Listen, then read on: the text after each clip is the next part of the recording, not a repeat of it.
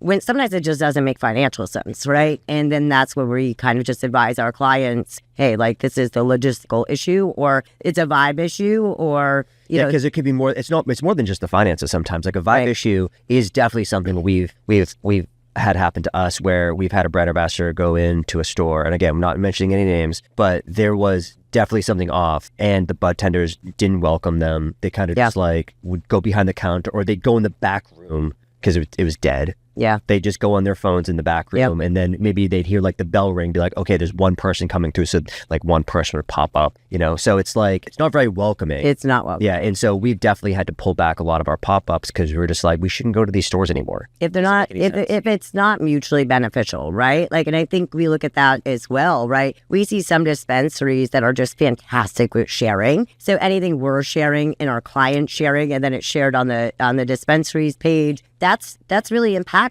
And I think that, you know, having those conversations with your dispensary partners is really important too, of like, hey, we're doing a pop-up. We'd love for, you know, keep an eye on the social media and share it. Some people, of course, have a built-in social media person that they're constantly monitoring that. Those are the better stores that they already know that's happening. Right. They're all tuned in to what is supposed to be happening here, and they'll go and share, and they'll comment, and just doing a pre-pop-up post and having the dispensary share. It's just, you know, because it's, again, like, how do you justify the expensive in-store pop-ups? And it's a combination of things. It really has to be a delicate balance of all these different layers of things, and that social media angle is huge. And again, building those relationships, like to see these dispensaries get so excited to see our team, and they're like amped up to see our team that day. And it's not like we have products that we're handing out. Right. We're not, you know, we're really just creating an experience, right? So to see that is really like, you know, been just amazing to see as a business owner, to see our brand ambassadors so welcomed and embraced. And so, of course, when there is bad vibes, it's like, okay, we know that team something's member, off. Yeah, like that team member is spectacular. Like, you know, like that's not a BA issue. That's a dispensary issue. And sometimes, you know, because we